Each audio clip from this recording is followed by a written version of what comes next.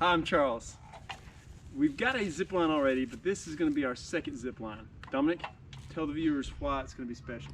Because it's going to be connected to a tree house that we're making. Yeah, well, it's not technically going to be connected to the tree house, but it's going to go from one tree to another tree, and we're going to build the tree house so that you'll be able to, hopefully, go from the porch down to the ground if you want to. Annabelle just shook because she's got a bug on the camera. Anyway, what we've got, come closer, Annabelle. Ooh, look at the view. That's what we used last time. 1/4 inch diameter braided cable. I've got some 3/8 hose to go around that. That's going to protect the tree some. Also have some 1/4 inch cable clamps. We'll put that on there. That's actually going to hold the cable together.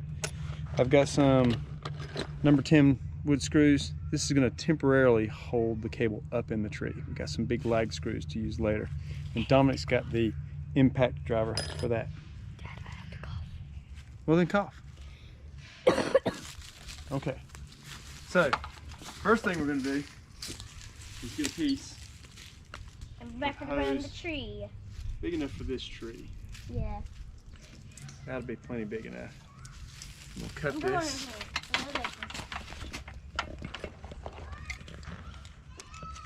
Oh, oh. I should probably move. I wouldn't cut you, Annabelle. Get closer, you'll be able to see it. Back where you were. Hello.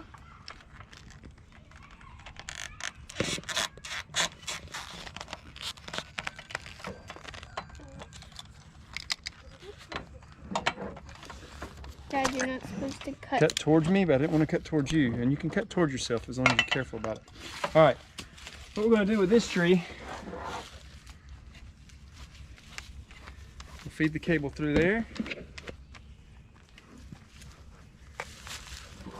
Go around this tree.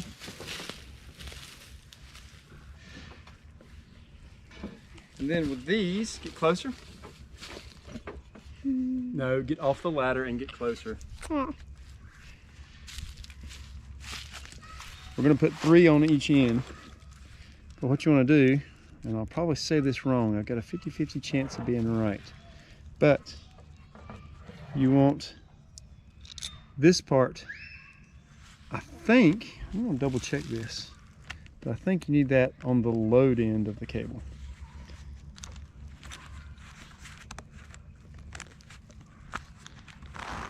So I'm going to put this one right there.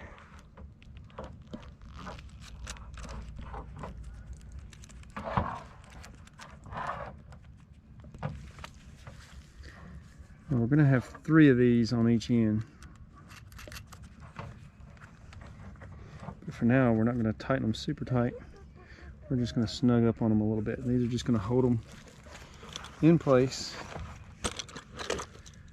while we determine what length and height we need our zip line to be.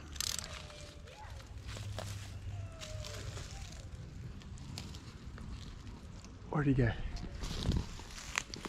There he's gone. I didn't get much skink. Good call though. Alright, so we had plenty of cable left over from the last zip line, and I was holding it for just an occasion. And so we've got it around our bigger tree. So what we'll do is we'll go up to our smaller tree, maybe see if we can get the cable a little bit tighter, and then start hoisting stuff up and test it out temporarily. So let's go up there.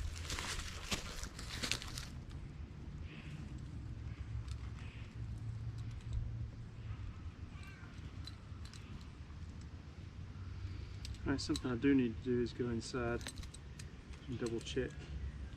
I'm pretty sure you put the loop on the tail side and the flat on the other side, but I won't make positive. Alright, see here in our handyman in your pocket on page 553, here's U-bolt clips for wire cable. Correct attachment. So like I was saying before, you've got the load end has the bolt side or the nut side, and the non-load end has the U-bolt side. Incorrect is opposite way or staggered. So I had it right. Nice. So I'm going to go ahead and tighten those, and then we can use that end to snug up even more. All right, this is a bit of a smallish tree, probably 8 inches in diameter, maybe 10. Usually want it to be at least a foot or more in diameter, but since this is the short end of where the zip line is going to go, we don't have to go that high up, so there won't be that much leverage acting against the tree and the roots. The one on the other end is going to be higher off the ground, but it's a much bigger tree.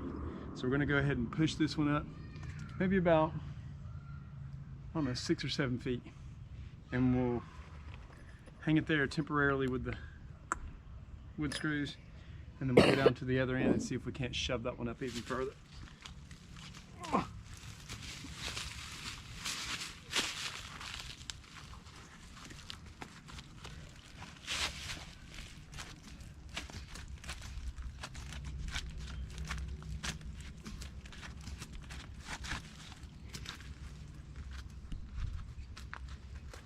Zipline, do a jiggle.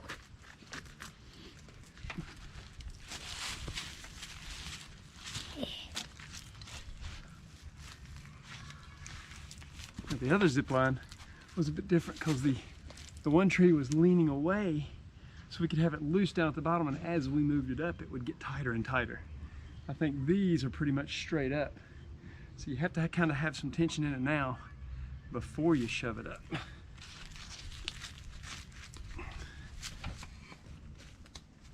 All right, I've got this approximately the height I want it, and to temporarily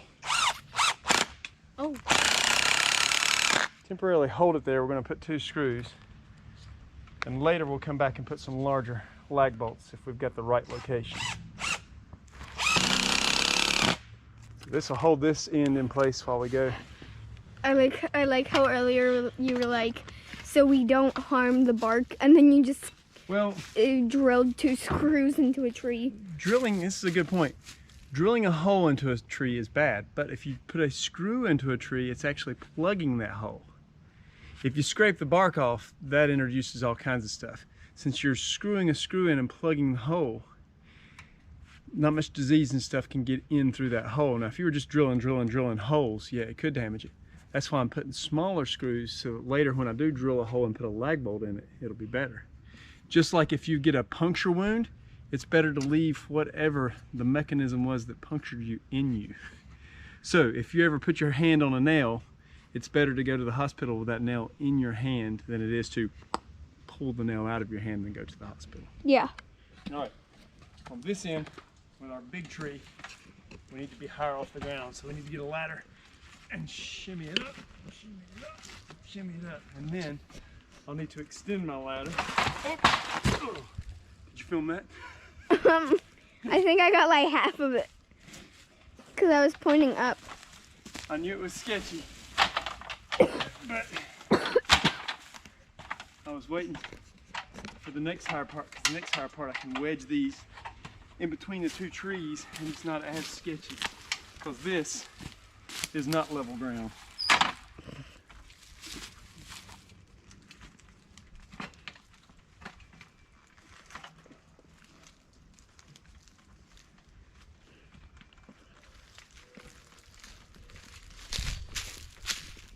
Okay.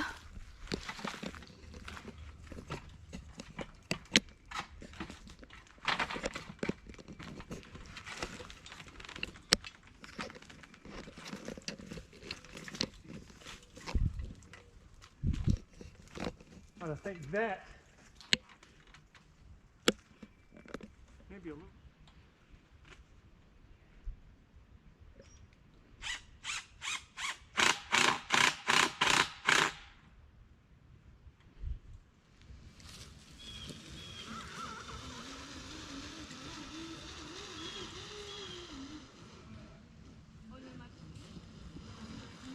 Oh no, my legs.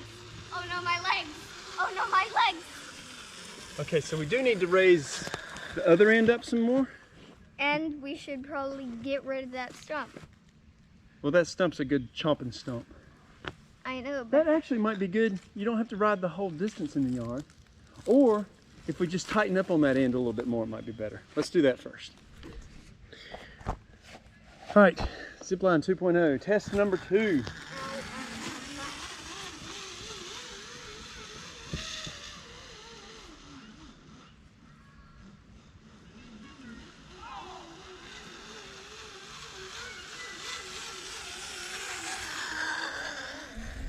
That'll be good, and then you can stop right there. So if you left the treehouse, you'd be able to stop and come on down. Dominic, you're gonna zip. Now imagine there's a treehouse up there in the porch, and that's where you'd be coming from.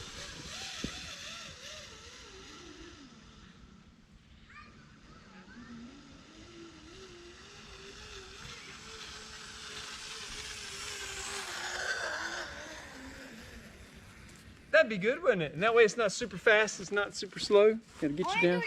Okay. All right. Annabelle is recording me pushing her up, and when she starts coming back down, it'll be like what it's gonna be like when she leaves the treehouse.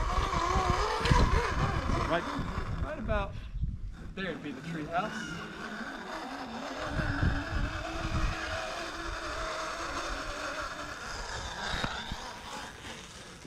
Okay, we've got the Zipline 2.0 temporarily up.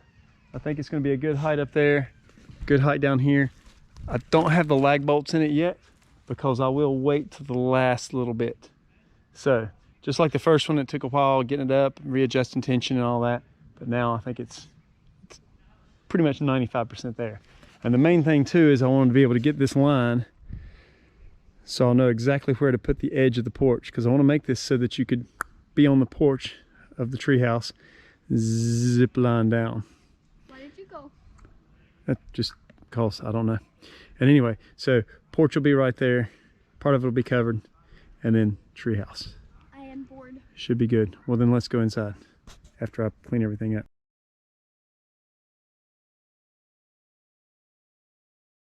Okay, we're in the Zipline swing, which is basically just a swing set swing that you sit in, and then this is what it would look like when you go down from the treehouse.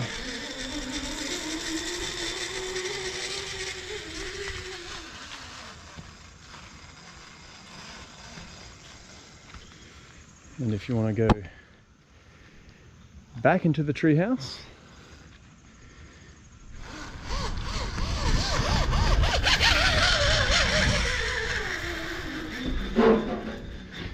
that's it. As always, please like and subscribe.